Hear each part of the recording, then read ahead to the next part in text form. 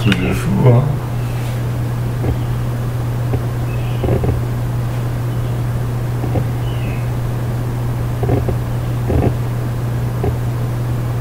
J'ai les larmes, elles n'arrêtent pas d'arrêter depuis hier. Je viens de dormir. Et au moment où tu es plus fatigué et que tu te mets à rêver parce que tu te forces à dormir, parce que tu veux pas compenser, et ben devine quoi?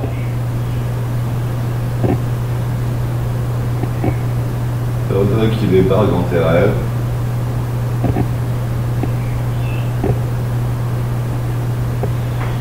Combien je me suis fait avoir? Je suis posté vrai.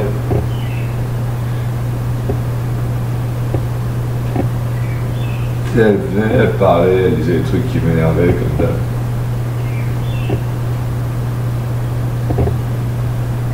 Un truc qui m'énerve.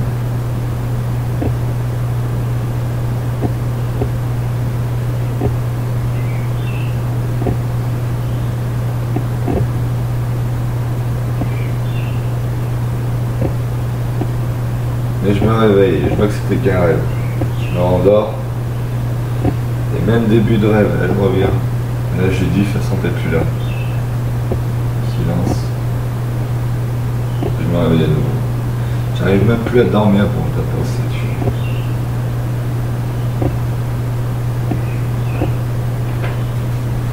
C'est exactement ça que je savais qu'il allait se passer et ça que je voulais pas qu'il se passe.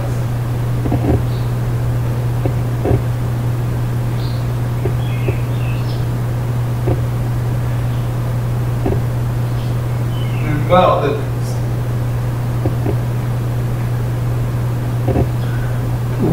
pourquoi je suis si sensible?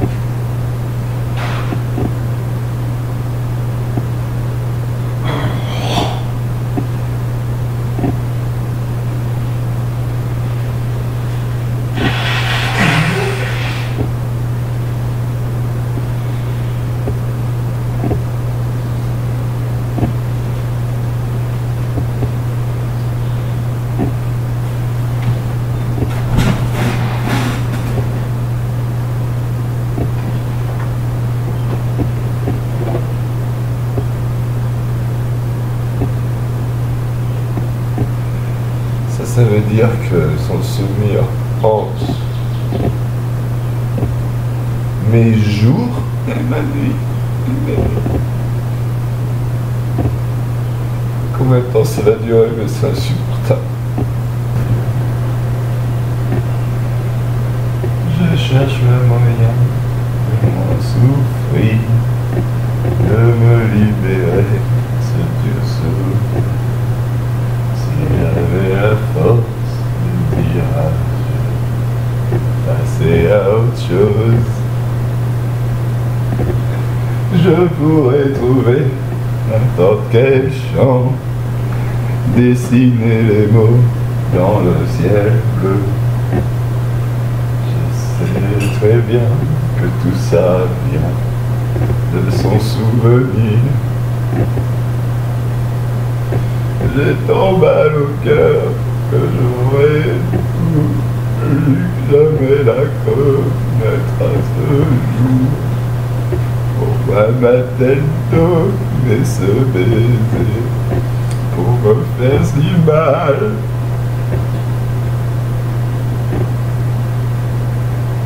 Féminine. Mais avant tout, faisons quelques prémices.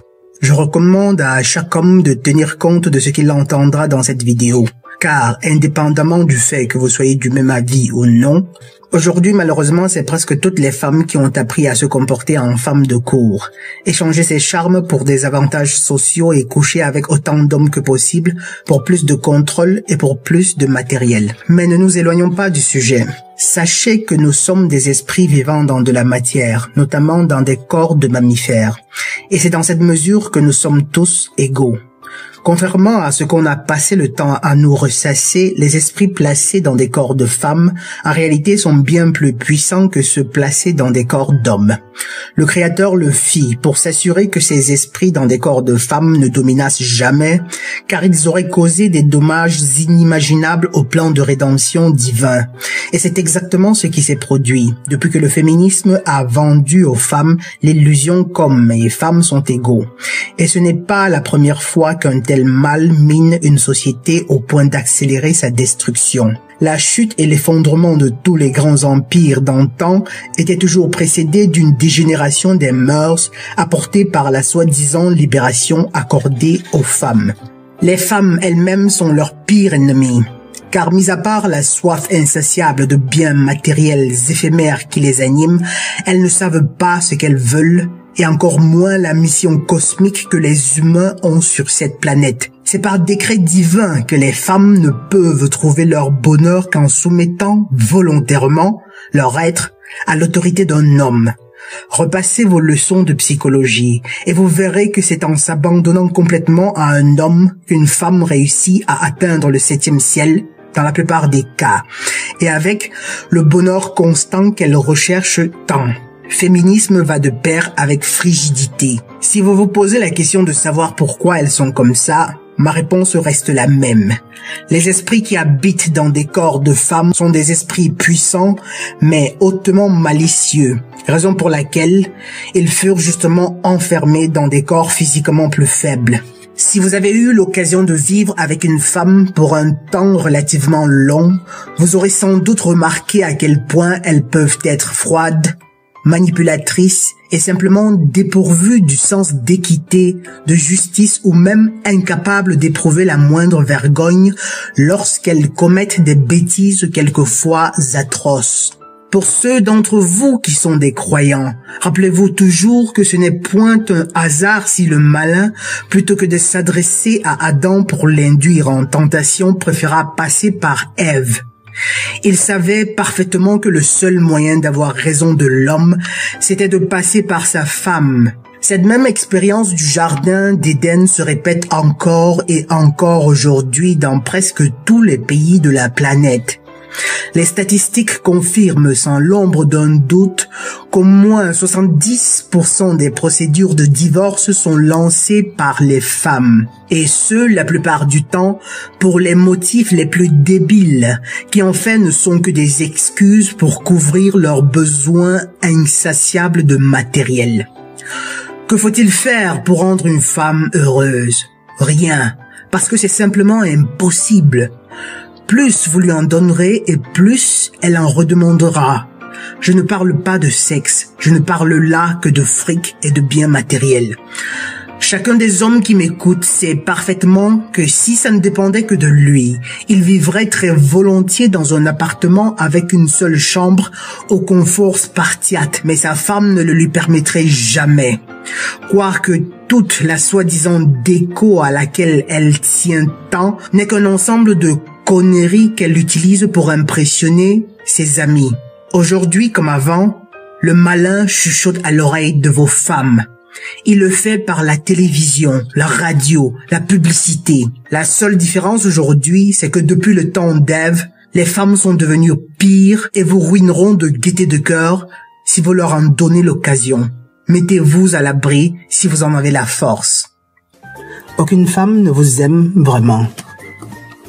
Le moment est venu de comprendre qu'aucune femme ne vous aime, ni ne pourra vous aimer. Du moins, pas de la façon dont les hommes, eux, aiment les femmes. Ce n'est pas parce que vous avez un problème, ce n'est pas parce que vous êtes laid, c'est juste qu'elles en sont incapables. En général, les femmes n'aiment pas les hommes pour ce qu'ils sont, mais pour ce que les hommes font pour elles, ou pour ce qu'ils peuvent faire pour elles. Votre fiancée ou votre petite amie vous dit que vous êtes l'homme de sa vie et qu'elle ne peut rien sans vous. Elle vous dit que vous êtes sa seule raison de vivre et que la vie sans vous n'aurait pas de sens. Foutaise.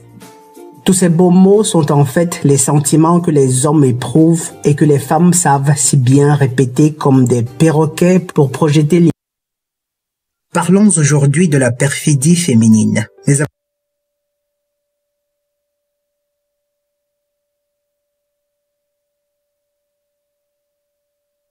Hasard.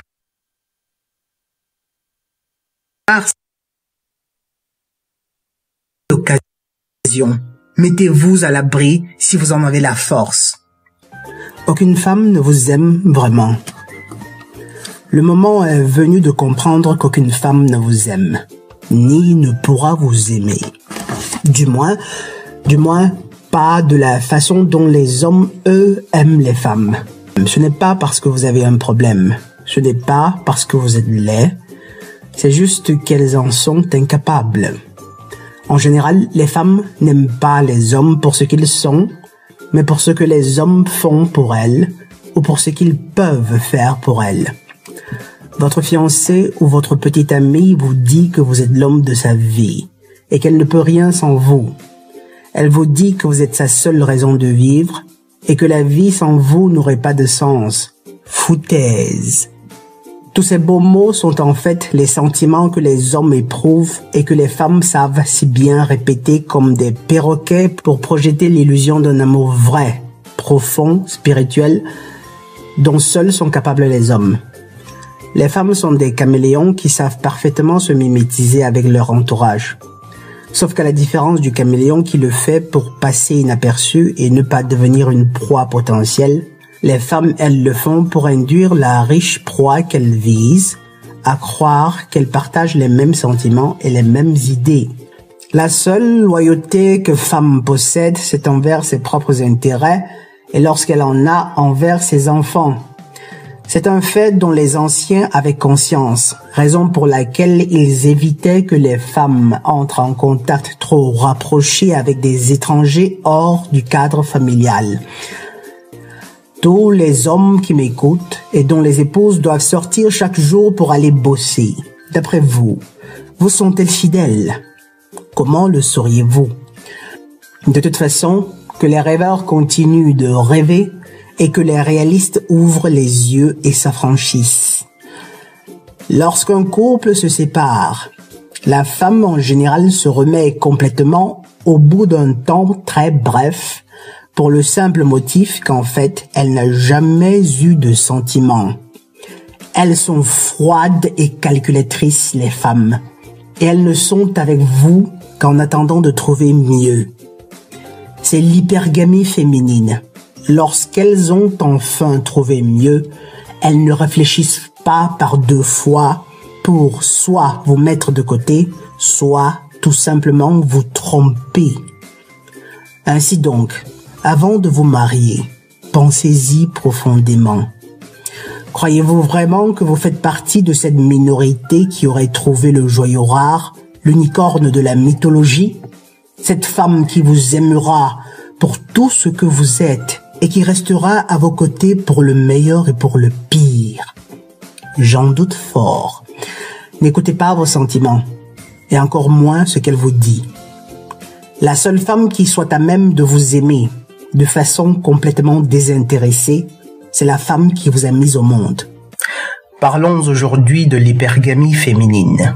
Une bonne définition que j'ai trouvée de l'hypergamie est le fait de choisir un conjoint d'un statut social, voire académique plus élevé. Pour une personne, l'hypergamie est donc le fait d'avoir un conjoint dont le niveau académique et social est plus élevé. Car en fait, le statut social dont il est question en général va de pair avec le pouvoir et la thune. Deux choses auxquelles les femmes résistent difficilement. Pour des personnes s'intéressant à la psychologie féminine, L'hypergamie est probablement le premier trait de caractère commun à toutes les femmes du monde, indépendamment de leur race, de leur nationalité ou même de leur niveau de charme.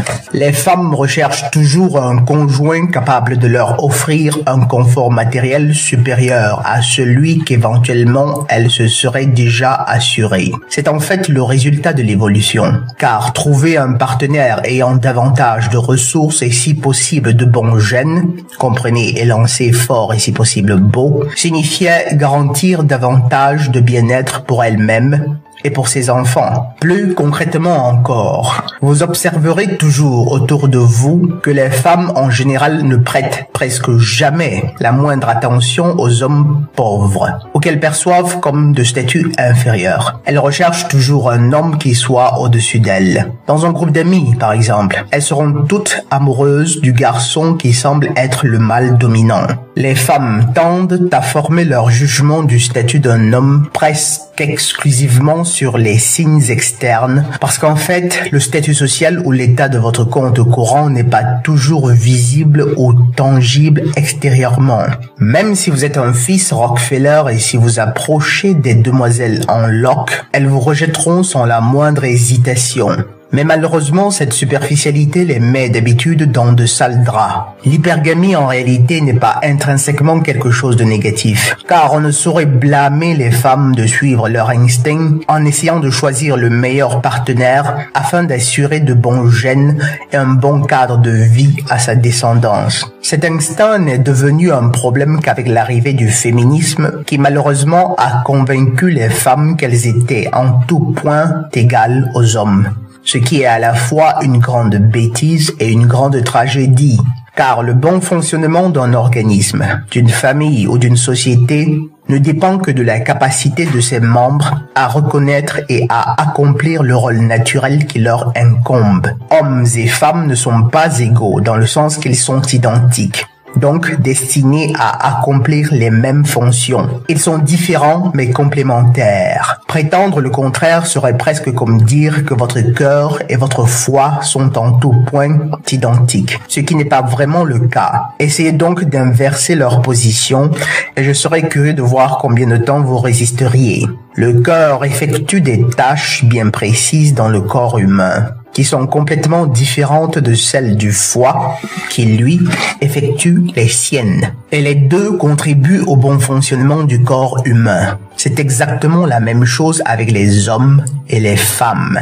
Ainsi donc, le féminisme a vendu aux femmes l'illusion d'égalité plutôt que la réalité concrète et tangible de la complémentarité. Et puisqu'en général la populace, c'est-à-dire le grand public, tend à la bêtise, la majeure partie des femmes considèrent toujours cette soi-disant libération comme l'occasion pour elles d'imiter ce que les hommes, à leur dire, ont toujours fait. Du coup, avec l'instinct d'hypergamie, elles se trouvent aujourd'hui dans la tragique situation d'avoir toujours les radars allumés en quête du prince charmant suivant. Même lorsqu'elles sont mariées, elles espèrent toujours rencontrer un homme d'un rang plus élevé, capable de leur offrir davantage, capable de réaliser tous ces fantasmes puérils et enfantins qu'elles continuent d'avoir, même quand elles sont devenues des adultes. Même si votre épouse ou compagne ne vous l'avoue pas, sachez qu'aucune d'elles n'est indifférente à ceux de vos amis qui semblent avoir accès à davantage de ressources. Et par hasard, si elle l'aurait déjà cédé à son instinct en vous faisant cocu, elle ne vous le dira pas de toute façon. La chose est dramatique en soi, car c'est un cercle vicieux qui ne s'arrêtera qu'à la ménopause lorsqu'elles auront perdu tout leur charme. En fait, le déclin de leur beauté commence bien avant, à partir de 30 ans lorsqu'elles ont heurté le mur, comme les anglo-saxons le disent si bien. Hit the wall. Les femmes sont des éternelles insatisfaites. Elles en veulent toujours davantage, toujours plus, encore et encore. Et le motif est très simple. Elles ne savent pas vraiment ce qu'elles veulent. C'est pour cette raison que celles d'entre elles, qui sont raisonnables, ont compris très vite qu'elles ne pouvaient trouver leur bonheur qu'en s'abandonnant volontairement à l'autorité d'un homme. Ce qui ne signifie pas se soumettre à lui ou renoncer à atteindre les plus hauts degrés d'amélioration intellectuelle. Mais ce sera probablement le sujet d'une autre vidéo. Voilà, c'est tout pour aujourd'hui. Rappelez-vous toujours, soit nous souffrons pour nous perfectionner, soit nous souffrons de nos imperfections. Le Dr Rondeau depuis la tour du château de Monteriggioni.